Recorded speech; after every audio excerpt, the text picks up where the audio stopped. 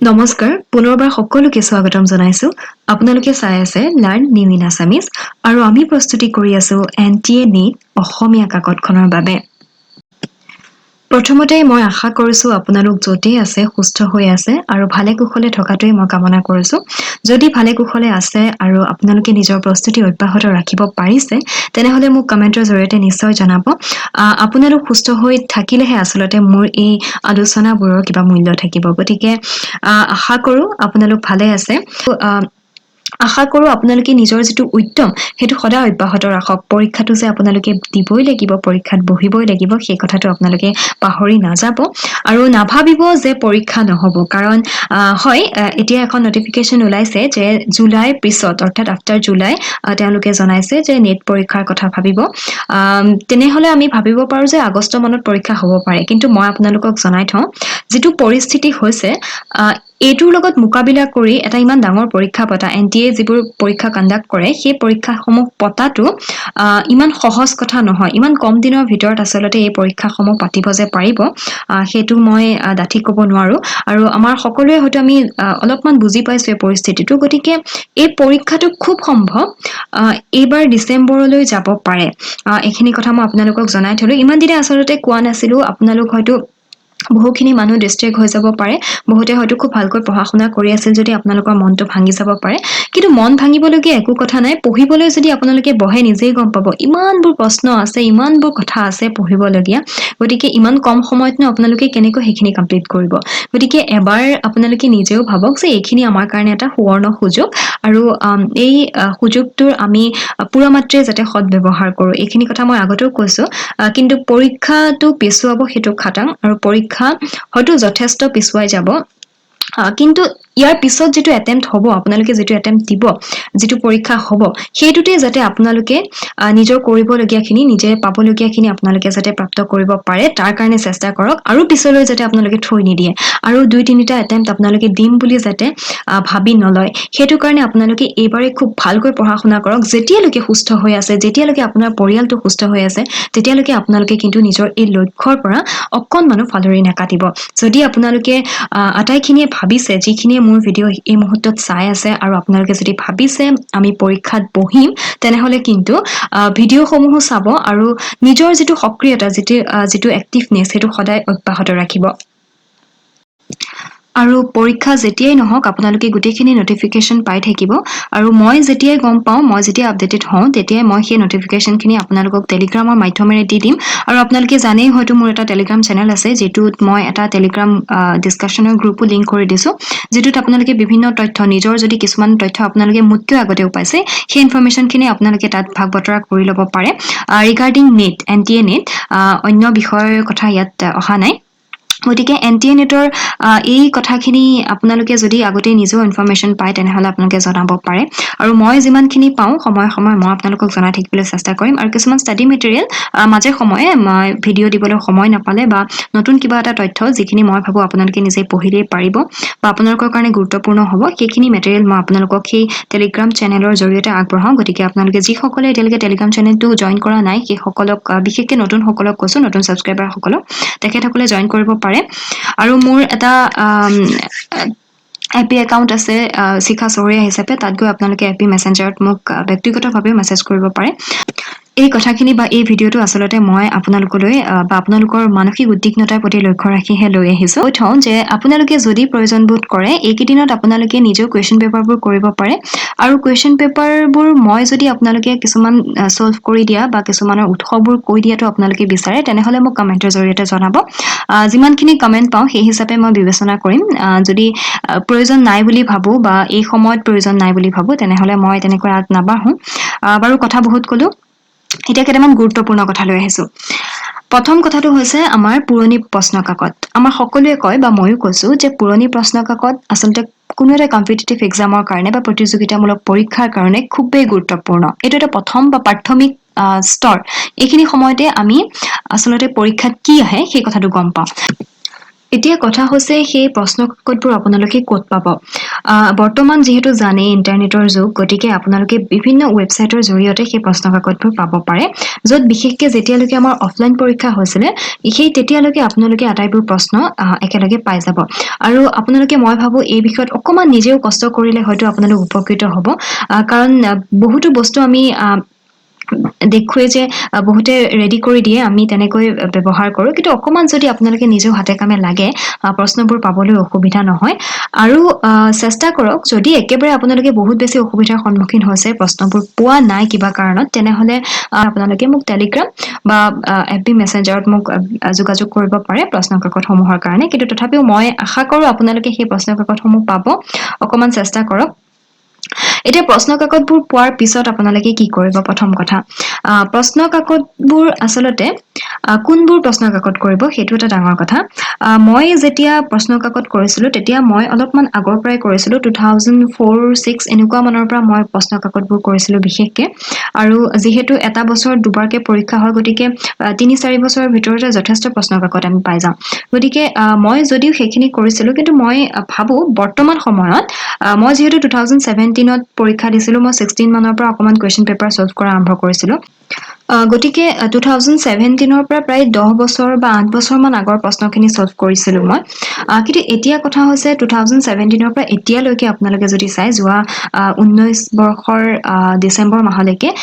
2017 চনৰ পৰা 17 চনৰ নৱেম্বৰৰ সেই পৰীক্ষাটোৰ পৰা বৰ্তমানলৈকে 5খন কাকত আপোনালোকে পাই যায় গতিকে মই ভাবোঁ আপোনালোকে ইমান আগলৈ যোৱাৰ প্ৰয়োজন নাই বৰ্তমান সময়ত যিহেতু অকমান ট্ৰেণ্ডটো চেঞ্জ হৈছে আমাৰ চিলেবাছটো অকমান আপডেটেড হৈছে গতিকে আপোনালোকে ইমান বেছি আগলৈ যোৱাৰ প্ৰয়োজন নাই মই ভাবোঁ আপোনালোকে যদি 10-11 চন মানৰ পৰা যদি প্ৰশ্ন কাকতবোৰ পাইছে সেইখিনিৰ পৰা কৰিলেও যথেষ্ট আৰু যদি আপোনালোকে তাৰ আগৰ প্ৰশ্নখিনিও পোৱা নাই তেনেহলে আপোনালোকে অন্ততঃ 12-13 চন মানৰ পৰা যদি আপোনালোকে চাই 7 বছৰ মানৰ প্ৰশ্ন যদি আপোনালোকে চাই মই ভাবোঁ আপোনালোকৰ কাৰণে যথেষ্ট হ'ব এইখিনি হৈছে আমি কোনবোৰ প্ৰশ্ন কাকত কৰিম কাৰণ নতুন প্ৰশ্ন কাকতবোৰ পুৰণা প্ৰশ্ন কাকতবোৰ সেই সময়ত আচলতে বহুত কথা জটিল আছিলে আগৰ মাষ্টাৰ ডিগ্ৰী চিলেবাছবোৰ বেলেগ আছিলে আৰু সেই সময়ত আচলতে ইন্টাৰনেটৰ যুগ নাছিলে গতিকে সেই সময়ৰ প্ৰশ্ন কাকতবোৰতকৈ মই ভাবোঁ আপোনালোকে ৰিচেণ্ট যদি 5-6 বছৰৰ প্ৰশ্ন 7 বছৰৰ প্ৰশ্ন যদি চাই তেতিয়া আপোনালোক বেছি উপকৃত হ'ব এতিয়া কথা হ'ল আমি কেনেদৰে কৰিম প্ৰশ্ন কাকতসমূহ এতিয়া চাওক বহুতৰ এনেকুৱা হ'ব পাৰে যে প্ৰশ্ন কাকতবোৰ বহুতে একেবাৰে এটা পৰীক্ষাৰ এটা পৰিৱেশ নিজেই গঢ়ি তোলে নিজৰ কোঠাতে আৰু তেনেধৰণে প্ৰশ্ন কাকতবোৰ কৰে কিন্তু মই তেনেকৈ প্ৰশ্ন কাকতবোৰ কৰা নাছিলোঁ কাৰণ ইমানখিনি ধৈৰ্য আমাৰ বহুতৰ নাই কিন্তু 3 ঘণ্টা আমি একেলেঠাৰে বহি থাকিম আৰু এনেকুৱাও নহয় যে আপোনালোকে 2017 বৰ্ষৰ প্ৰশ্ন কৰিছে 2খন প্ৰশ্ন কাকত আপোনালোকে একেলগে কৰিছে বা তেতিয়াতো 3খন প্ৰশ্ন কাকত আছিলে আপোনালোকৰ পেপাৰ 2 আৰু পেপাৰ 3ও আছিলে গতিকে paper first paper second paper third paper তিনিওখন প্ৰশ্ন আপোনালোকে 3-4 ঘণ্টা বহি তেনেকৈ কৰিছে সেইটো আচলতে মই ভাবোঁ ইমান সহজ নহয় প্ৰথম কথা আৰু দ্বিতীয় কথাটো হ'ল তেতিয়াৰ পৰীক্ষাৰ ধৰণ আৰু এতিয়া পৰীক্ষাৰ ধৰণটো অকমান বেলেগ গতিকে এতিয়া আপোনালোকে সময়ৰ কথাটোৰ প্ৰতি ইমান বেছি গুৰুত্ব দিবলগীয়া নহয় মই যেতিয়া পৰীক্ষা দিছিলোঁ মই যি কেইবাৰলৈকে পৰীক্ষা দিছোঁ মই 2018ৰ ডিচেম্বৰলৈকে মই দেখিছোঁ তাত ফাৰ্ষ্ট পেপাৰখনত এটা টাইম লিমিট বান্ধি দিয়া হৈছিলে যিটোৰ কাৰণে কি হয় আমাৰ ছেকেণ্ড পেপাৰখনত সময় ৰৈ যায় কিন্তু ফাৰ্ষ্ট পেপাৰখনত সময় আচলতে কমি যায় 1 ঘণ্টা বা 1 ঘণ্টা 15 মিনিটত আচলতে সেই প্ৰশ্নবোৰ ভাবি যিহেতু আমি ইংৰাজীত পঢ়িবলগীয়া হয় বস্তুটো বুজি পাবলগীয়া হয় বুজি পালে অলপ সময় লাগে গতিকে তাৰ পিছত আকৌ কিছুমান লজিকেল ৰিজনিং থাকে গতিকে নিউমেৰিকেল ৰিজনিং থাকে সেইবোৰ সলভ কৰাটো ইমান কম সময়ৰ ভিতৰত অলপ অসুবিধা হয় গতিকে তাত যদি ভাবোঁ আমি যে 15 মিনিটমান সময় যদি আমি বেছিকৈ পালোহেঁতেন গতিকে এতিয়া বৰ্তমান এনেকুৱা হ'ল যে তাৰ পিছতেই মই দেখিলোঁ 2019ৰ যিখন জুন মাহৰ প্ৰশ্ন কাকত আছিলে তাতে এই সময়টো অলপ বেলেগ কৰি দিয়া হ'ল সম্পূৰ্ণ 3 ঘণ্টা আপোনালোকক দিয়া হ'ব সেই 3 ঘণ্টাৰ ভিতৰত আপোনালোকে প্ৰশ্ন কাকতসমূহ সলভ কৰিবলগীয়া হয় গতিকে আপোনালোকে অন্ততঃ 15 পৰা 20 মিনিট সময় ফাৰ্ষ্ট পেপাৰখনত আপোনালোকে অকমান বেছিকৈ দিব পাৰে গতিকে মই ভাবোঁ এতিয়া যেটো সময়ৰ সমস্যা সেইটো আমাৰ বহু পৰিমাণে সমাধান হৈছে এতিয়া সময়ৰ প্ৰতি আমি ইমান বেছি সচেতন হ'বলগীয়া নহয় গতিকে আপোনালোকে কি কৰিব পাৰে 50টা মান কুৱেশ্যন আপোনালোকে একে বহাতে কৰিব পাৰে আগৰ প্ৰশ্ন যেহেতু কোনোবাখনত 50টা প্ৰশ্ন আছিলে সেকেন্ড পেপাৰ বিলাকত গতিকে তেনেকুৱা এখন প্ৰশ্ন ল'ব পাৰে বা কেতিয়াবা 75টা প্ৰশ্ন আপোনালোকে ল'ব পাৰে কিন্তু তাতকৈ বেছি আপোনালোকে একে বহাতে কৰিম বুলি নাভাবিব আৰু এটা কথা কওঁ আপোনালোকে যদি ফাৰ্স্ট পেপাৰৰ অনুশীলন কৰি আছে প্ৰেক্টিচ কৰি আছে তেনেহলে আপোনালোকে এদিন বা দুদিনৰ মূৰত প্ৰশ্নখিনি কৰিব পাৰে একো অসুবিধা নাই কিন্তু যদি আপোনালোকে আমাৰ নিজৰ পেপাৰখন আমাৰ অসমীয়া কাকতখন কৰি আছে লাগিলে আগৰ সেকেন্ড পেপাৰে হওক থাৰ্ড পেপাৰে হওক বা এতিয়াটো এখন পেপাৰে হৈছে গতিকে আপোনালোকে অসমীয়া কাকত যদি কৰি আছে কিন্তু আপোনালোকে এটা সপ্তাহত দুখনকৈ বেছি প্ৰশ্ন কাকত নকৰিব কাৰণ মই এই কাৰণে কৈছো কি হয় আমি যেতিয়া ফাৰ্স্ট পেপাৰখন কৰো একদম আমি প্ৰেক্টিচৰ কাৰণে সেইখন পেপাৰ কৰো কিন্তু আমি যেতিয়া আমাৰ নিজৰ পেপাৰখন কৰো কেৱল আমি অনুশীলনৰ বাবে নকৰো আমি জানিব বিচাৰো সেই প্ৰশ্নবোৰ ক'ৰ পৰা আহিল কেনেকৈ আহিল কিয় আহিল আৰু সেই প্ৰশ্নবোৰৰ উৎস কি গতিকে সেই সমস্যাখিনি যেতিয়ালৈকে আপুনি সমাধান কৰি নলব তেতিয়া আপোনালোকে ইমানবোৰ প্ৰশ্ন কাকত একেলগে সমাধান কৰিব পাৰিম বুলি আপোনালোকে লৈ নলব কাৰণ আপোনালোকে কি কৰিব যিবোৰ প্ৰশ্ন আপোনালোকে ইতিমধ্যে কৰিলে বা প্ৰশ্নৰ উত্তৰবোৰ আপোনালোকে পোৱা নাই সেইখিনি জনাৰ হাবিয়াসটো লাহে লাহে কমি আহিব আকৌ কিছুমান প্ৰশ্ন উপৰঞ্চি আহি যাব যিবোৰ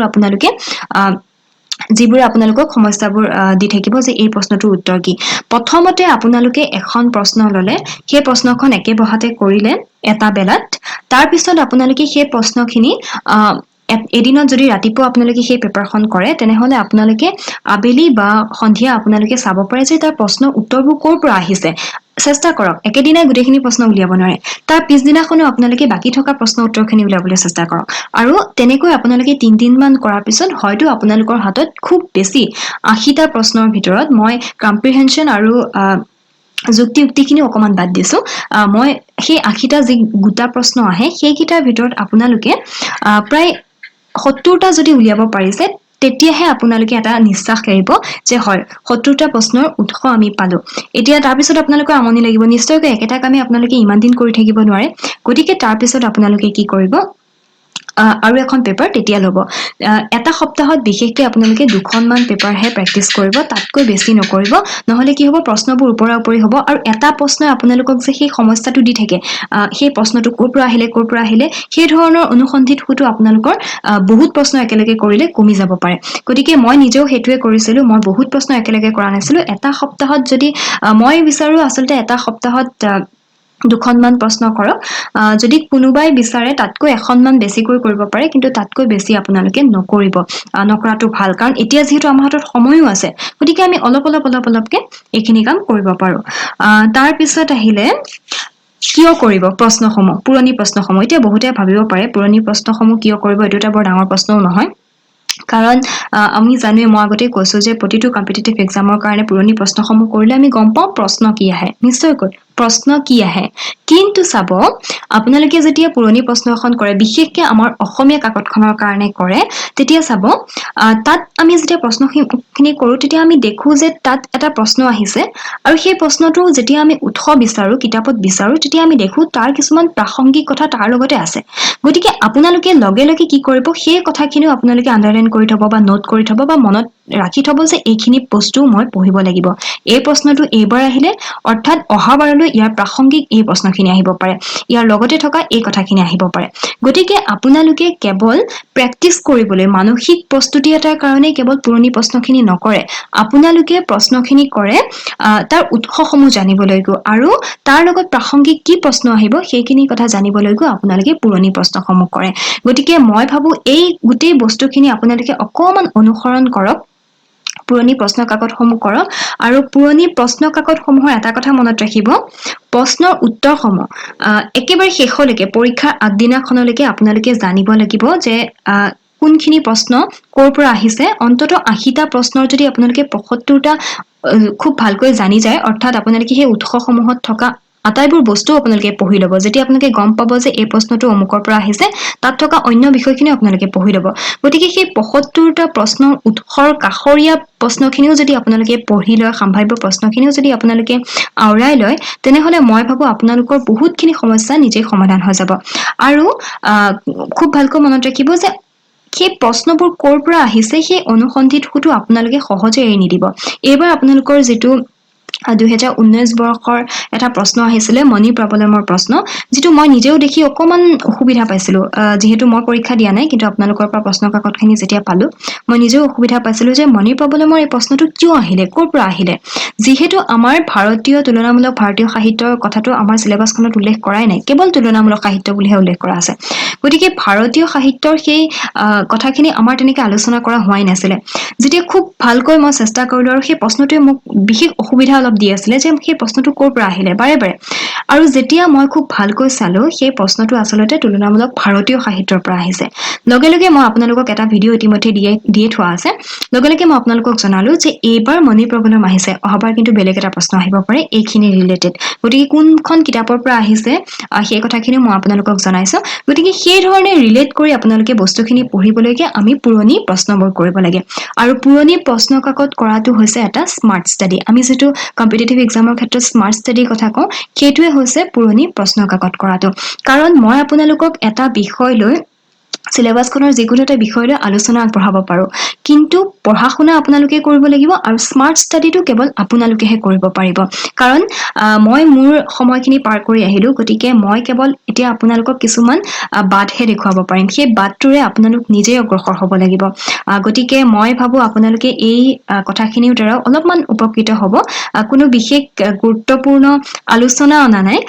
কোনো বিষয় সম্পৰ্কত আলোচনা অনা নাই কিন্তু পুৰণি প্ৰশ্ন কাকতবোৰ আমি কেনেকৈ কৰিম সেইখিনিহে অকমান আপোনালোকক ধাৰণা দিবলৈ চেষ্টা কৰিছো আশা কৰো আপোনালোক উপকৃত হ'ব আৰু যদি নতুন মোৰ এই চেনেলটোত আপোনালোকে সাবস্ক্ৰাইব কৰি থব চেনেলটো আৰু সক্ৰিয়ভাৱে এই চেনেলটোৰ সৈতে জড়িত হৈ থাকক আশা কৰো সকলো সুস্থ হৈ আছে ভালে থাকক ঘৰতে থাকক আৰু খুব ভালকৈ আপোনালোকৰ প্ৰস্তুতি অব্যাহত ৰাখক ধন্যবাদ